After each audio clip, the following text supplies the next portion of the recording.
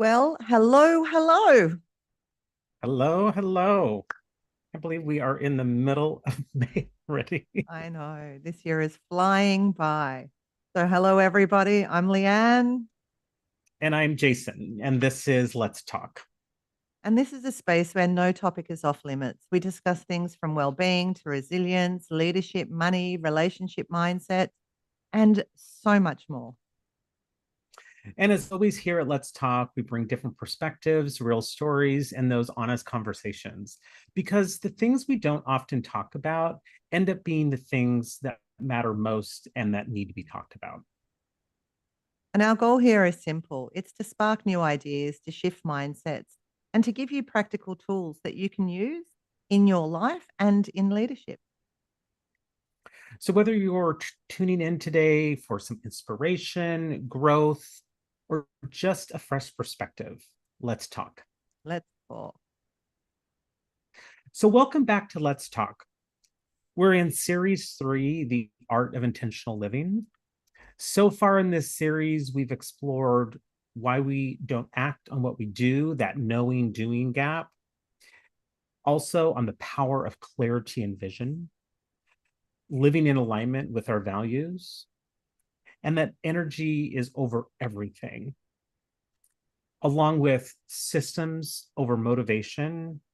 And last week's conversation, which was on boundaries as self respect. And today we go to the heart of it all because you can have the clarity there, the systems in place, the boundaries, and still hold yourself back. The biggest barrier to growth isn't skill, it's the fear of being seen. So today's episode is about the courage it takes to step up, show up, and play at the level you can actually want to play at. Visibility, leadership, and what it really means to play that bigger game. So let's go. Let's do it. So I'm going to start here with an uncomfortable truth that most people don't say out aloud ever. And that is that playing small feels safe. And, I know I have fallen into the trap of this, right? Of not having to put myself out there and not having to kind of show up and show out because of that wanting to feel safe. And it's not because we don't have the ambition. And it's not because we don't have the talent, but being seen is the issue, because what really happens when we fear being seen is because of the risk that's associated with it. And when you put yourself out there, you open yourself up to a whole lot of stuff like judgments from other people and also from our own inner critic, that criticism, internal and external. We fear the whole sense of being rejected by, our social networks and our people. And we also fear getting it wrong in public. And, this one can show up a lot because we got to get it right all the time, right? That's perfectionism that you and I have spoken to many times, Jason. Mhm. And for many people, and especially for high achievers, those risks feel enormous. So instead, what we tend to do is we over prepare and never launch. I've fallen victim to that. We stay quiet when we have something to say, right? Would choose silence over stepping up and saying what needs to be said. We let others take up space where we are meant to fill it. And we wait until we're ready and or ready enough. And we are never actually ready enough. Right? There's always more that we could do, right? So that ready enough never quite arrives for us. And so, what I want to say about this is that hiding isn't safe, it is just a different kind of cost. And Brene Brown says this quite beautifully when she says vulnerability is not weakness, it's the most accurate measure of courage. And I'll say that again, saying I stumbled over that. Vulnerability is not weakness, it's the most accurate measure of courage. The people who are making the biggest impact in the world, they're not the fearless ones. They're just the ones that have more courage. They're the courageous souls. And there's a big difference in that. we can still be fearless, or we can still have fear and be courageous at the same time. So I want to just really kind of double click on that, because stepping out isn't the lack of fear, it's feeling the fear and doing it anyway. Yeah. And, as you were talking about that, Leanne, what was kind of rumbling around in my mind was, and I can probably pinpoint like specific moments where I get into this comparability mindset, Mm, where it's like, well, like I'm sure there's somebody else out there that's has the same idea or they'll do it better and then you get into that analysis paralysis.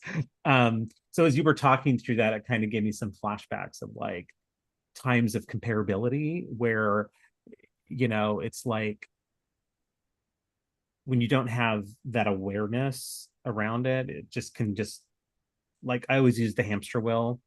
So I just wanted to put that additional part in there.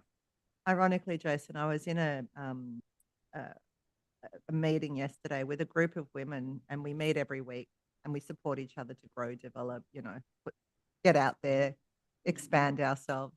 I call them my courage circle. And the conversation that we were having yesterday was this whole idea of fear of showing up, like all of us are ready to launch but haven't launched. And so then when I looked at what our topic is for today, I kind of felt like I'd been smacked upside the head, right? It's like perfect timing. So even though we know this stuff, it still creeps in all the time, this whole desire to feel safe, and to avoid the risk of that rejection, the Yeah, comparing, the criticism, all of the stuff that comes up for us. absolutely. So with that, let's talk a little bit about the neuroscience of being seen. So let's actually take a look at what's actually happening in this in the brain when we shrink from visibility. So, as we've talked about in many episodes over series 1, 2, and 3, is that our brain is wired for social safety, right? So, for most of human history, being accepted by a group meant survival. Being rejected or excluded meant danger, right? So, our brains, like I said, is always scanning for how to keep you safe. Um, so when you step into visibility and speaking up, you're actually putting your work out there into the public. And your brain can easily register that as a threat because it's an unknown and it doesn't like the unknown, it loves the known, right? So that actually getting into visibility and putting yourself out there with that courage, your brain registers that as a threat. So what happens is the amygdala starts firing off, then your stress hormones activate and cortisol starts going through your body, and your body prepares to protect you. So an important note on this is that your brain can't tell the difference between a lion and a LinkedIn post, right? So that's why visibility can feel so physically uncomfortable. And, for those listening, I would pause and just take a moment just to kind of reflect back on a moment where you put yourself out there in a visible way and what showed up within your body. And I can almost guarantee physical uncomfortability showed up in some way, shape, or fashion. So don't think of when this happens, it's a character flaw. It's your biology in work. And I think we all get into those self-doubt moments. I mean, I know I have, where you feel physically uncomfortable because I put something new out there or applied for something new. And then I start self-doubting my character and this, that, and the next thing. And it's like, no, Jason, this is just your body responding to being uncomfortable and being visible. instead of being in your cocoon feeling safe. And as I've said many times around this space, you know, our brain has no desire to make us happy. Its main job is to keep us safe. Yep. So it will try and hold you back, right?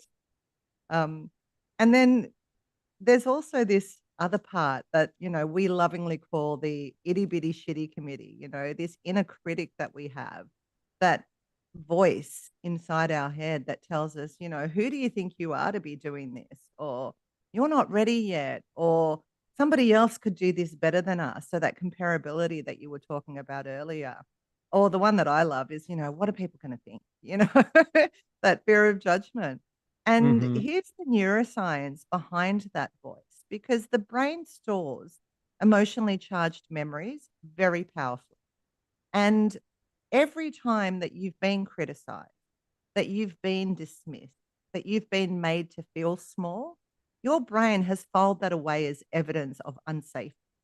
And even now, every time a new visibility moment kind of shows up for us, it retrieves that evidence from our brain that says, oh, remember what happened last time? Right? Remember that. You don't want to do that again. And this inner critic isn't your enemy, it's your protection mechanism, but it's running outdated software. And this is the part that we don't often think about. Like, it's bringing past experiences into present day situations. And that's not necessarily useful, and it's not helpful, because who we are today is not the same person as the past, yet we're bringing that with us, right? I often think about walking around with a little kind of, um, you know, like a little suitcase full of past memories that we bring with us just so we can hold on to remind us of how we can play safe. And that's okay, but you're never going to achieve what you want to. And the truth is, our goal is not to silence this inner critic, because it can be useful. It's like a warning system, like warning Will Robinson, there's something going on here. But then we have the choice to override that. But most of us don't believe that we have that choice. We kind of hear the warning and we stop still. So Mm-hmm. the goal is not to silence the critic, it's to acknowledge it and then to update the evidence. And we can do that by bringing new data to the mind, right? That says, actually, I can do this. I'm safe. Look at these examples of when I've actually put myself out there and it has worked, right? I am enough. I do have what it takes. I am skilled. And if we can bring this new data into you know, the forefront of our mind, as opposed to it attaching itself to those emotionally charged negative memories that it automatically brings up, then we've got more choice around how we show up. And Mm-hmm. we're in the driver's seat. And I have said this many times also, the mind is a beautiful servant, but terrible master. You know, if we direct it to something, it's a very useful tool. If it's directing us, it's going to have us going off course all the time,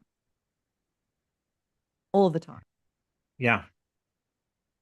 I know one thing I remember from from grad school in my master's program, in org development, you know, one of the things that we learned, and I've taken this into different roles, you know, since then, is check your data. You know, it's like you're making all these assumptions. Um, you know, it's called like the ladder inference, you know, going up the ladder, down the ladder. It's like, okay, check your data along the way. Is it outdated data? Is it current data?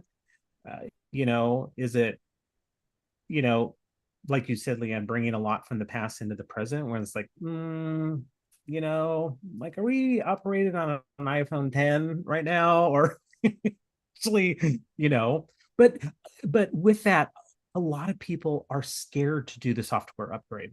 Yeah.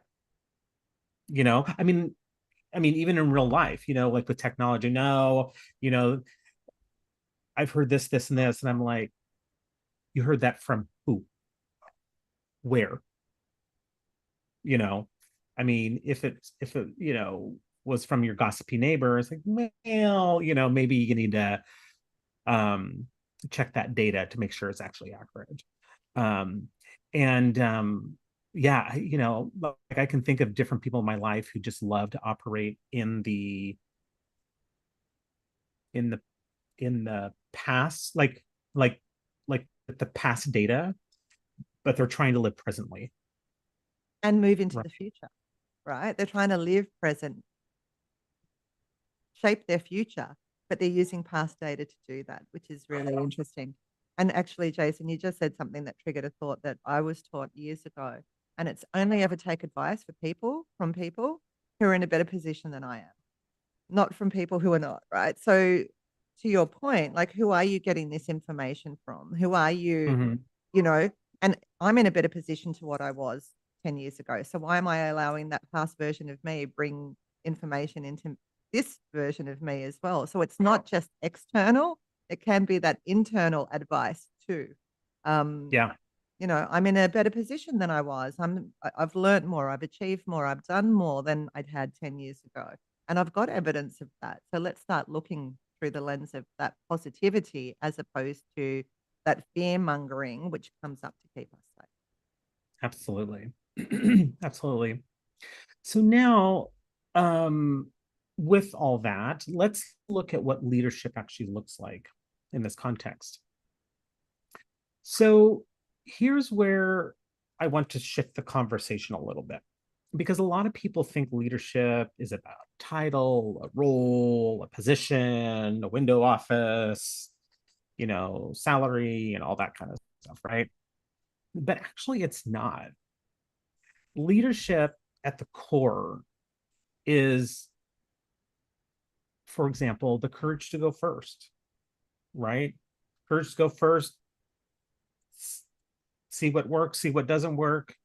I always think of that analogy of, like, just throw it at the wall and see what sticks, right? Some stuff is meant to stick, other stuff is not meant to stick, right?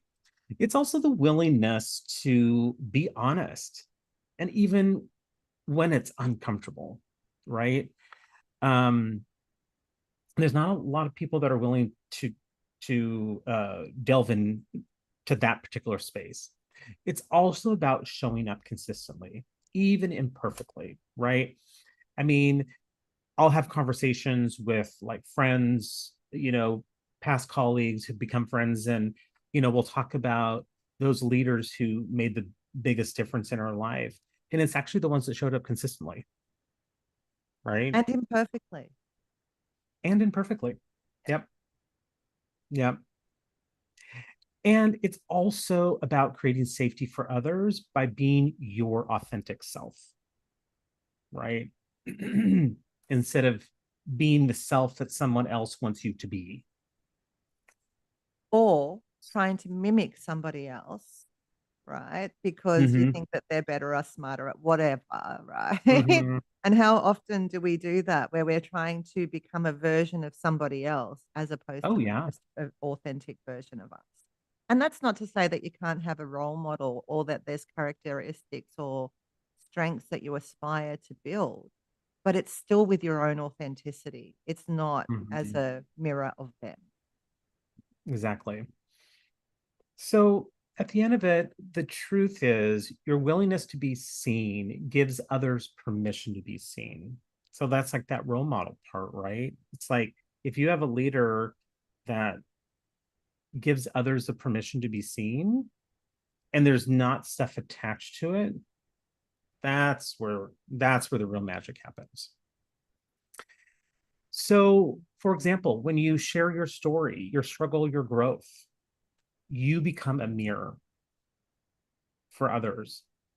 To it's like creating that safe space for folks, right?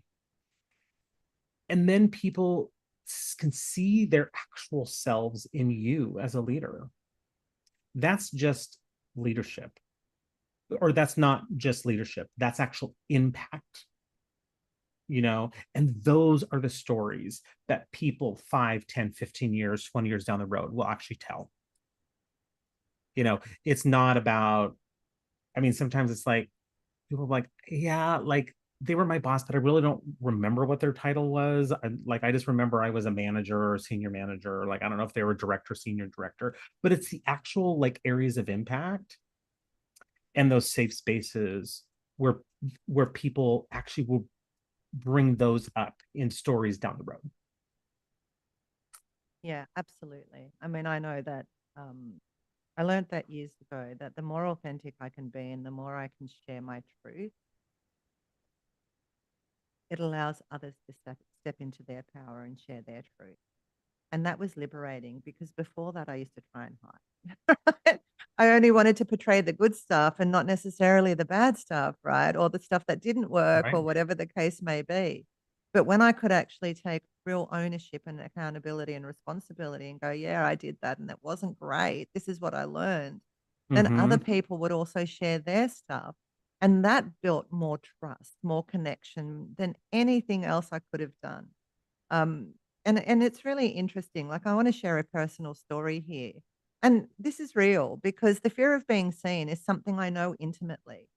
On many iterations throughout my life, I've had that fear of judgment, that fear of not enoughness, that fear of getting it wrong in front of other people, that fear of being criticized, doing that to myself. And yet every time I've pushed through that fear, and shown up anyway, something shifts in me and in the people that I'm serving.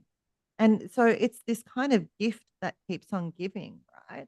Like when I first started my business when I was 28 years old, I was terrified and everyone had an opinion, and not everybody believed in me at all. People were kind of like, why do you want to leave a high paying job to go into that? And why do you want to, stay safe was basically the messaging. And I could sense that non belief in from others. But it wasn't non belief in me, or was it their own non belief in themselves that they were then just projecting on me? Right. So I had to kind of really tangle with that. But Hmm. I believed in myself. So I took the leap of faith, right? And really did, and it was terrifying leaving security to start something of my own with no income coming in straight away. Like, there was all of these considerations that I had to take in, and yet that one decision, that one act of courage changed everything in my life. And I've now been self-employed for 26 years. I call myself unemployable because I don't wanna have to answer to somebody else. I don't wanna have to, give for the benefit of other people making money and I'm not valued or seen or appreciated. I love the fact that I can be the master of my own destiny, that I can work the hours that suit me and my family, that I'm in control of who I am these days. And if I hadn't have taken that leap of faith at 28, me now at 54 might not be living the experience that I'm living. Yeah. I And did you have certainly kids at wouldn't be the time, living it. Leanne? No, it was BC before children. Before children and before marriage. So I was really on my own. Like I didn't even have a partner's salary that I could lean on to help tide us over. And I was hungry and I believed that I could, right? Even though I had the itty bitty committee and they're going, are you sure? Should you be doing this?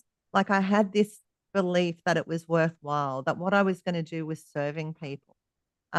And what I learned is that playing bigger isn't about being fearless. I was so fearful, but it is about trusting yourself more than you trust your fear, right? Like we listen to this story in our head and we believe that to be true, but actually we've got to trust ourselves more than that. We know what we're made of. We know what we've accomplished, what we've overcome, what we've broken through to this moment. So again, I just want to say that we need to trust ourselves more than the fear that we've had in the past, right? And more than the stories in the brain. Because if you look at everything that you've been through to this moment, you have proven beyond a shadow of a doubt that you can overcome because you have and because Yeah. you're here. So look at Yeah. that story and show up. Yeah. And and it and it makes me think, right, to like those stories that and those narratives that come, forefront, they're they all have some kind of emotional attachment to them, right? Yeah.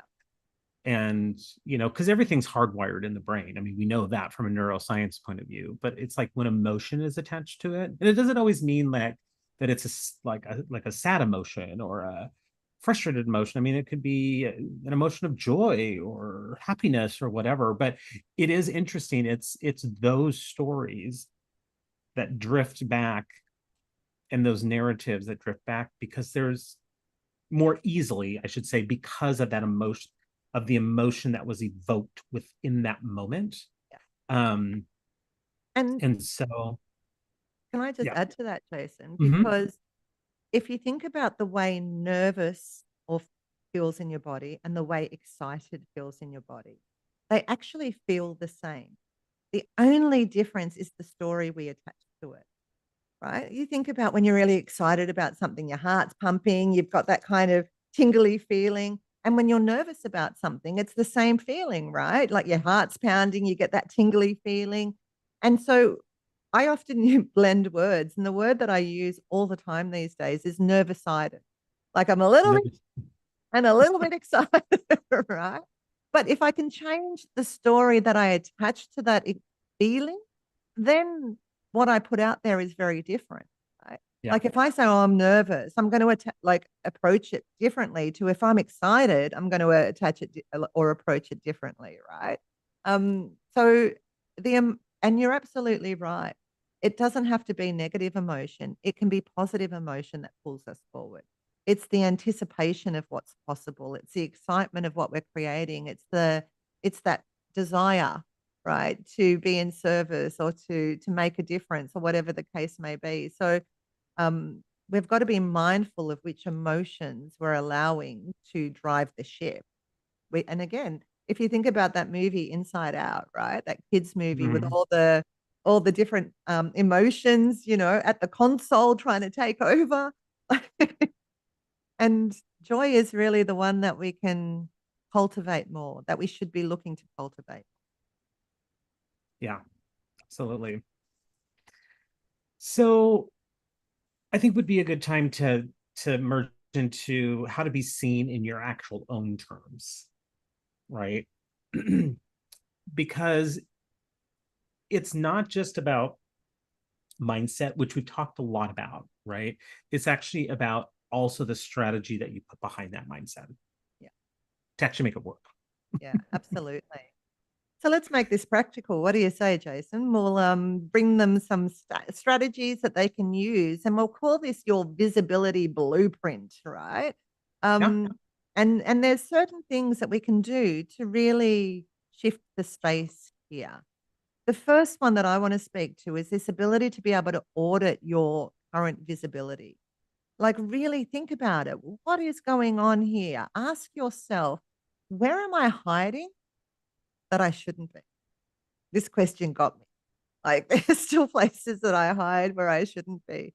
And where am I playing smaller than my potential is actually than my potential actually? Like, Mm-hmm. I think for most of us, we have a sense that we have more potential than we're living into. And I think this question, right? Like, where am I playing smaller than my potential is such a Mm-hmm. valuable question to think about and ponder, because all of us have got much more potential than the way we're showing up. And Yep. the other question I think we should ask is, what would I do if I knew that no one would judge me? Like if I could wave a magic wand, bippity boppity boop, and have no judgment, then what would I do? Like that's exciting. Um, I think we would all choose so much more if we could ask that question or those questions. Absolutely. Absolutely. I love that. I love those questions. Um, and good questions to do some journaling on for Yeah, sure. Yeah. definitely. So the next practical strategy in your visibility blueprint is to regulate before you step up, right? And we've talked about self-regulation in different episodes in season one, but I'll say that again. Before you step up, regulate yourself. And what does this mean? So courage begins inside the body, not in the mind. So before any high visibility moments, so that could be, I mean, I think of like interviewing for a job or um, if you're an artist, right? Like I'm a singer, you have artistic kids, Leanne, there's always that level of, right? And anything where you're gonna have a big visibility moment, self-regulate. So that could be those. It also could be a post that you're putting out there, right? That might be a little bit controversial. It could be a talk that you're giving. It could be a really hard conversation that you need to have, right? Those courageous conversations. So before any of these big moments, regulate your nervous system first. And what does that mean, right? So slow your breathing.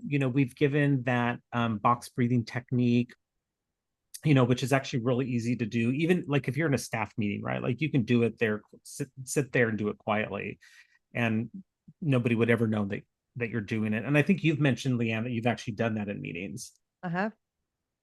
I've done it standing at a podium before I'm about to public speak. I have done it in multiple areas. And let's just for those that might not have seen previous talks about the box breathing, it's a simple process. If you breathe in for a count of 4, you hold your breath for a count of 4, you breathe out for a count of 4, and you hold your breath for a count of 4.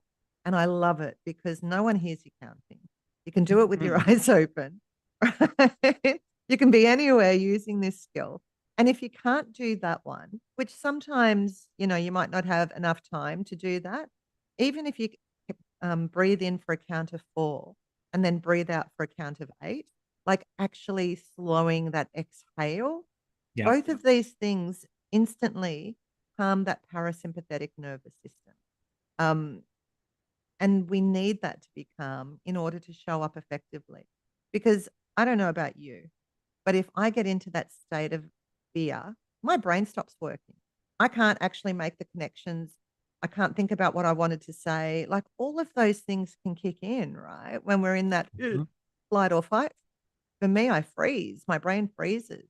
So we've got to turn down the dial on that dysregulated nervous system so we can actually show up in those areas, as Jason mentioned, putting ourselves out there, our art, our craft, having those conversations. Yeah.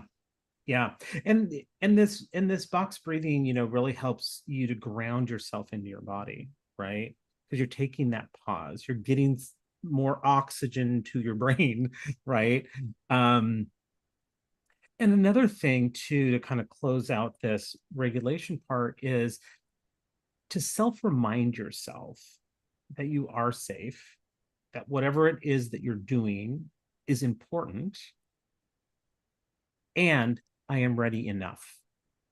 Don't have to be perfect, but you're ready enough to whatever it is that you are putting out there to make yourself more visible and seen. And can I just add another thing about the Yeah. ground, if I can? Because I think it's really important. I'll often coach people around, if you need to do that presentation, stand with your feet just slightly wider apart than you normally would, like physically take up a little bit more space. And just by standing with your feet slightly wider, you feel more solid into the ground, right? Pull those shoulders back just a couple of centimeters. Like you don't want to be kind of, looking like a scarecrow, but just a little bit. Like, because when we're fearful, we tend to kind of curl in on ourselves. But if we can open ourselves up that little bit more space and stand with our feet just slightly wider apart, you'd be surprised how much of an impact that has on your internal state because we're shifting our physiology and we're grounding and anchoring into the with intention. We're not standing without intention. We're actually doing it with intention. Mm-hmm. And Absolutely. I think that matters, right? Like I think it really matters. Yeah. And I think as a leader, I think you and I were having a conversation about this the other day in like a leadership role. A lot of time, you're leading and you're managing dysregulated systems, or dysregulated individuals, who because they're triggered by something, like everything lives in your nervous system. And and it's interesting now being older and wiser and at a different part of my career, like I can pinpoint almost those leaders who have that ability to actually help regulate their teams versus those that don't know how to regulate their teams because they probably don't know how to regulate themselves. Yeah. Totally. So I just wanted to put that extra little small thing in there. Yeah. And I think as leaders, we need to be mindful of that. It's not always behavioral issues that we're managing, it is dysregulated nervous systems. And if we can sit with empathy and help to regulate people and give them strategies, then we're going to have a much more cohesive work environment. Yeah. Yeah. Absolutely. So the third step that we can take is to start small, right? Build the evidence. Like we don't have to go from invisible to, being a keynote speaker in front of 100,000 people on stage overnight. Like we're not asking for that, right? That's not what it's about. We need to start small because the brain learns safety through repetition and exposure. And the more that we can repeat small behaviors and the more that we can expose ourselves to things that are slightly outside of our comfort zone, the better it's going to be. So, I want you to think about ways that you can kind of do that in small doses. It might be to comment publicly in the meeting once a week, right? So instead of remaining silent, actually pushing yourself to speak up. It might be sharing an opinion. It might be, putting that post out there that you're not haven't been putting out. It could be to send the email that you've been sitting on and procrastinating about, because it's important to you. It could be that you've been overthinking on something, right? So you're not kind of doing the work, whatever it is, like whether it's a post, whether it's a LinkedIn thing, whether it's a blog. Like so many people have got things that they want to share with the world, but they spend their time overthinking about it. So post a small thing and then you can make it bigger and then make it bigger. Comment on a small thing in the meeting and then, ask maybe if you can share the meeting one day, right? Like start small and work your way up. It's these small acts of visibility that rewires your brain to believe that you're safe being seen. And that's what we need to do. We've got to give it more evidence. We started about all the evidence is because of that negative emotional attachment that we've had to experience in the past. So we've got to kind of build this ability to create more evidence of us succeeding doing this. Absolutely. And the fourth strategy in this blueprint is to anchor to your purpose, right? And sometimes, the people are like, oh, I don't really know what my purpose is. Well, then that's also a time to take some time to get clearer on your purpose, right? But for today's conversation, the strategy is anchored to your purpose. When the fear gets loud, the question to ask isn't, what will people think? Because our brain easily can go to that, right?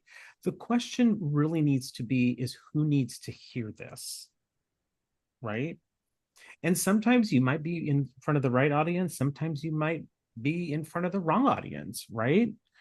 But I can guarantee, even if it's the wrong audience, there's usually a small percentage of folks in there that are in the right audience. And so, don't go into the doubt part of what will people think, but who needs to hear this? Because purpose at the end of the day is louder than fear. When you remember why this matters, the how of it all becomes even that much clearer. And I know that when I've thought about the people that I can serve, that has pulled me through the fear, right? I'm not pushing against it. Because when we think about, what are people going to think, we're kind of pushing against the fear, right? Yeah. But if we can flip that question and like, well, who needs to hear this? How is this going to be of service?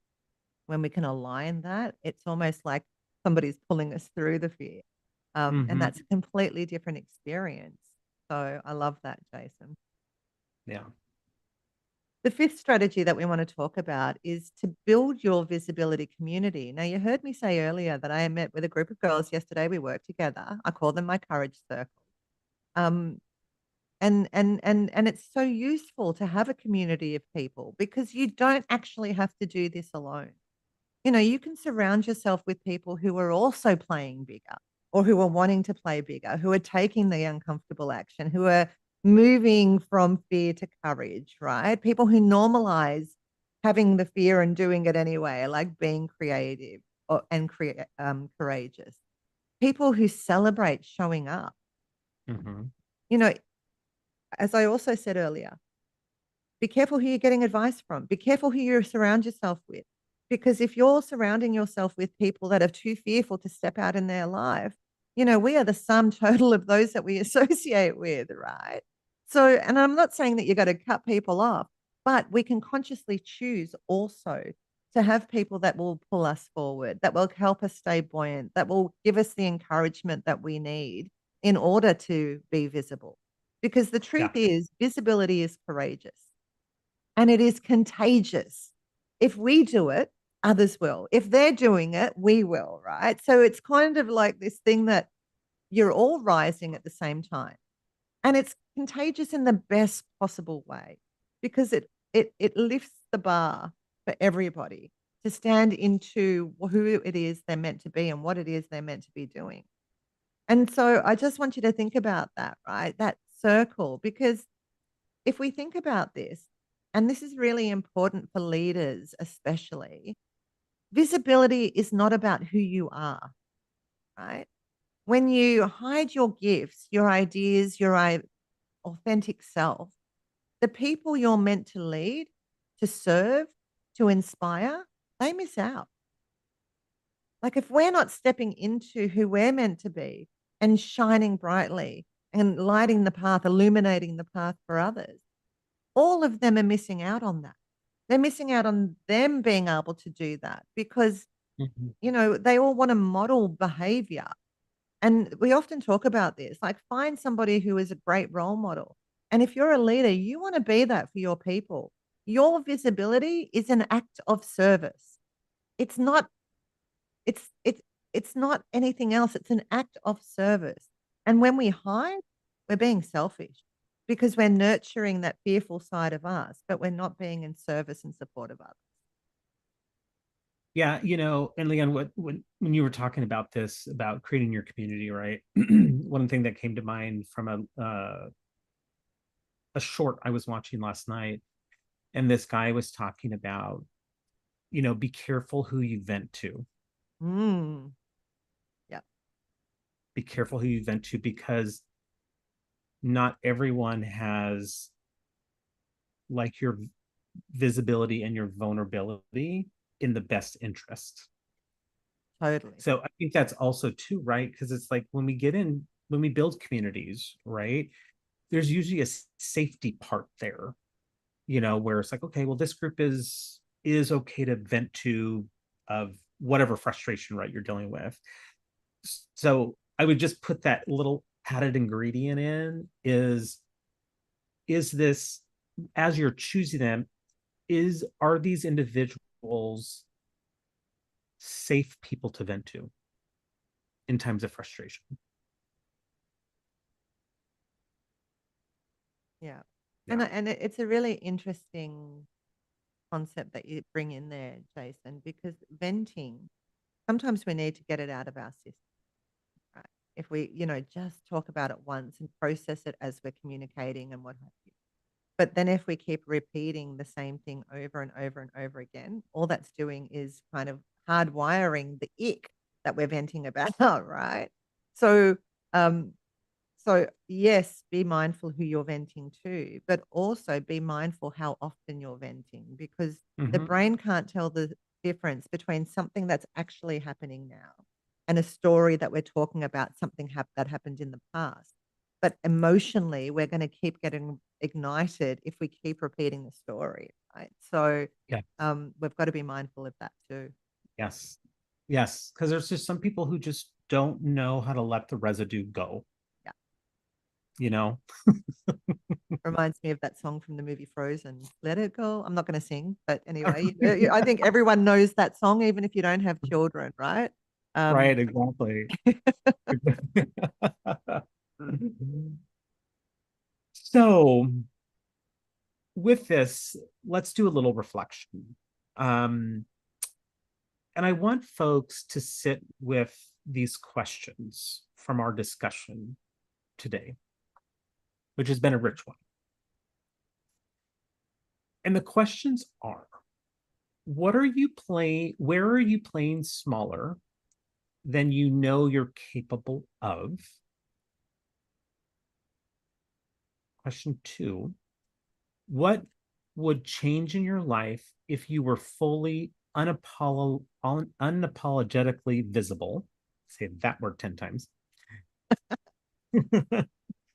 3, what's the one visibility move you've been postponing? And everyone has one. And 4th, who needs to see you show up to give themselves permission to do the same? Because often we don't think about those people who we are role models for, who are quietly observing us. and the truth about humans is that we'll often do more for others than we'll do for ourselves, right? So it's a good motivator. Yeah. Very good motivator. Yes. So yeah, so take some time. I mean, we've asked some really, I mean, we've presented some really good questions throughout today's conversation. Um, so if you need to go back and take a listen, do so, and just jot them down and do a little bit of journaling or reflecting, or some people reflect really good when they're out on a walk, right? And then others need to kind of sit in there. I forget which episode it was where we create our own little space for ourselves. It was in the well-being series, but kind of Environmental that well-being. environmental well-being, right? It's like create your little pad area, like some people, that's where they do their best reflections. Um yeah, so sit with these questions and do some deep reflection, and I know insights will come up for folks. Yeah. And as you know, as we're speaking through this and looking at these questions, Jason, I'm asking myself them at the same time because there are still areas where I have hide. There are still areas where I need to get more visible. Um, and it's interesting, but I keep building the evidence, even just doing this podcast, right? We're putting ourselves out there, we're being more Mhm. visible. Like there's this whole, when we first started, God, very nervous. These days, not so nervous. And that feels great. And it's like, okay, so what's next? Right? Like Mhm. they're practicing, there's evidence that you can build. So I want to challenge our listeners today. I really want to challenge you not to become someone you're not. That's not what this is about, you know. But what I do want to say is that I want you to become more fully who you already are. Not this fearful aspect of you, but the truth of who you are. The world doesn't need a perfect version of you, of me, of Jason, of anybody. What the world needs is a real version, right? They need the real you, the authentic you, the messy in the middle you, you know, and that's okay because courage isn't the absence of fear. It is the decision that something matters more than the fear. And I've said that a couple of times today because it's so important that something matters more than the fear. Like that's what we need to focus on. Absolutely. Okay, so I think we are ready for our top 3 takeaways. I Yeah. mean, I know we could probably speak another few hours just on all different points that we've talked about today, but we want to make sure that our listeners get those top 3 takeaways and top resources, and then to see what's coming next week. All right.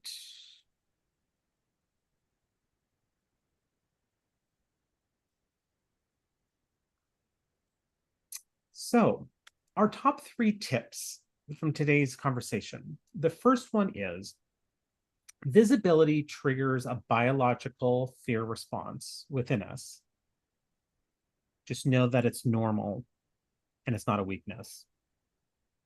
Secondly, playing smaller doesn't protect you, it just costs you differently, right? And so I would challenge folks to kind of think about that. Like, where are you playing smaller and what's the cost, right? It's just a different cost than if you are playing bigger and more bold, right? And third, courage is built in small, repeated acts of showing up. Showing up is half of the recipe. And it's not just one big grand gesture, right? So it's built on those small, repeatable, being consistent acts of showing up. Anything else you'd like to put in here, Leanne? No, I just think, start small. We don't expect you to do, like I said, the keynote in front of millions of people. Start small and build that courage muscle. Courage is a muscle that we can build like any other muscle in our body.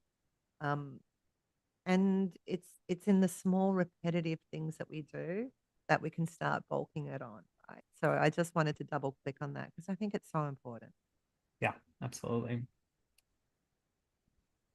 So again, we've got some books and resources to discuss. And the first book is Daring Greatly by Brene Brown. And as you know, um, we often speak of Dr. Brene because she does a lot of work in the space of vulnerability and courage. And this book is exactly that. It explains how the willingness to be seen, imperfect and all, imperfect at all, is not weakness, but it's the birthplace of everything meaningful. So it's a must read for anybody stepping into leadership or into more visibility in the roles that you do. The second one is The Confidence Code by Katie Kay and Claire Simpson. And this is a research backed exploration of what confidence really is and why people often struggle with it and how taking action, not just thinking about taking action, but actually taking action is what builds confidence, right? So I think it's a fabulous book for people to read. And the third book here is an oldie but a goodie, and it's called Feel the Fear and Do It Anyway by Susan Jeffers.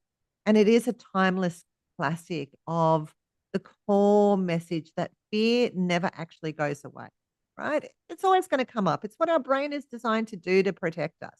But what you can do is expand your capacity to move through it and with it anyway, right? So it reinforces that courage is a practice, not a personality trait. And it's a fabulous book. I read it, so many years ago, and it's one that I have recommended to many people to read. So if you haven't, do so. Then we've got a couple of TED Talks for you. Again, The Power of Vulnerability by Dr. Brene Brown. We've got Emotional Courage by Susan David. And this is a really interesting one. It's The Gift and Power of Emotional Courage. And it explains that emotional avoidance versus courage reinforces accepting fear rather than suppressing it. So when we're avoiding things, we're actually accepting fear. We're not suppressing it, we're accepting it. We're making it, our business partner, so to speak. So we need to be more courageous. And then the last one is by Amy Cuddy, who I've spoken about many times during our podcast around, you know, physiology. If you can shift your body, right, then that shifts your internal state, physiology first. So Amy Cuddy's TED Talk here is really interesting around how your body language shapes who you are and how you show up, right? So stand tall, do your power posing. It's all good. And then the last one, obviously, that we have here is a YouTube video on Stop Waiting to Feel Ready. Just Get to It by Mel Robbins. And again, most people know Mel Robbins as the let them theory, but she does so many other things. And this is a really powerful um, video on the physicality of confidence and how we can kind of show up in a different way. It's high energy, it's practical, and it's relevant to that action gap, right? That knowing doing gap. So it kind of speaks to a few things and it's addressed in this particular YouTube. Again, we will put the links to these in our bio on our podcast page. I was going to say Facebook, And but no, it's YouTube and actually. Leanne, I assume all the books are also available on audio Yes, or on Audible. I believe they are. Yes, Okay, yes. wonderful. Okay, so our episode 29, can't believe we're almost at 30, is going to be next week, Wednesday, May 20th here in LA in the States, and Thursday, May 21st in Sydney. And it's going to be on aligned decision making, how high performers choose with confidence. So that's going to be a rich conversation next week. And Leanne and I are like super excited to talk about it next week and get into and give you some tools and gold nuggets around aligned decision making. And as always, this is a snapshot of the remainder of our episodes for series 3. And I think with that, Leanne, I think we're ready for our closing. I think we are too. So I just wanted to double click and remind you about one question before we move into closing. What's one visibility move that you've been putting off? Right? What's one that you can actually commit to doing today? And feel Yeah. free to share that with us. We'd love to hear. Absolutely. Absolutely. So as always, thanks for joining us for today's conversation on the courage to be seen, visibility, leadership, and playing bigger. Yeah. And as always, we hope that this has sparked something new for you, a new insight, a fresh perspective, or even just one of these wonderful, deep questions that's now worth exploring. Exactly. And as always, here at Let's Talk, our mission is simple: to have the conversations that matter and to remind you that you don't have to figure out this big, complex thing called life on your own. We're here to have the conversations alongside you and to give you some tips, tricks, gold nuggets, tools to use and put in your toolbox that will help you as you move through life. So if you enjoyed today's episode, please do all the things, share it with a friend, like, subscribe, and keep the conversation going with us. Because when we talk, we really talk. And anything is possible. So let's talk. With real conversations. And limitless possibilities. Thanks, everybody. Have a great week. Thank you.